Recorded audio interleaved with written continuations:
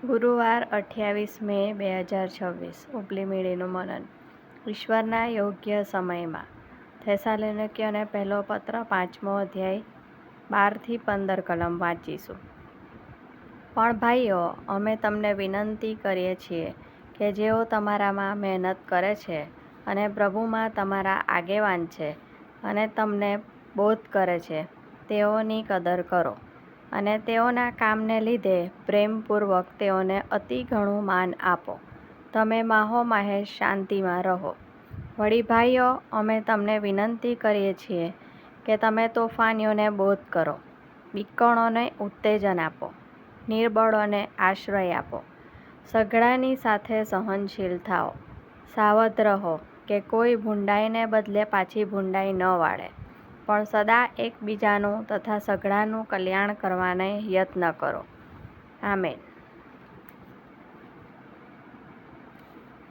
તમે મને પસંદ કર્યો નથી, પણ મેં તમને પસંદ કર્યા છે ને તમને નિમ્યા છે કે તમે જઈને સફળ થાઓ અને તમારા ફળ કાયમ રહે, જેથી તમે મારે નામે જે કંઈ બાપની પાસે માંગો તે તમને તે આપે. યોહાન 15:16. હું બીજાઓની પાસેથી મદદ માંગવામાં અચકાઉં છું.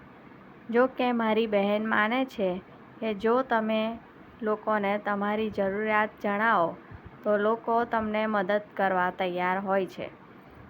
ગયા વર્ષે ઉનાળાની ઋતુમાં ઘરમાંની વધારાની સામગ્રીના વેચાણનું આયોજન કરતી વખતે મને તેની માન્યતાની ચકાસણી કરવા માટેની તક મળી. એક વૃદ્ધ મહિલાએ લાકડાનું ટેબલ ખરીદ્યું અને તે ટેબલ તેની કારમાં મૂકવા માટે તેને મદદની જરૂર હતી. મને નિરાશા થઈ કેમ કે હું તેને મદદ કરી શકું તેમ ન હતી, કારણ કે સંધિવાના કારણે સાંધામાં દુખાવો થવાના કારણે હું કોખગોળીનો સહારો લેતી હતી.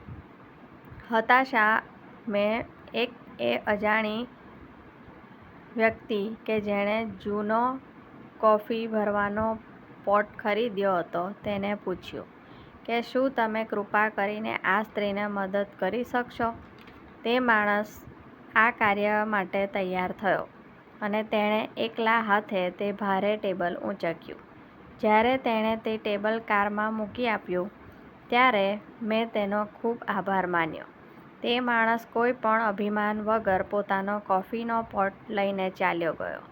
ઘણી વાર આપણે પ્રાર્થના કરવાનું અને જરૂર પડે ત્યારે આપણા મદદ કરતા સ્વર્ગીય પિતા પાસે મદદ માંગવાનું ભૂલી જઈએ છીએ. આપણે આપણી આજુબાજુની ભયાનક સમસ્યાઓનો સામનો કરીએ છીએ અને એવા ડરમાં જીવીએ છીએ કે તેનો કોઈ ઉકેલ નથી.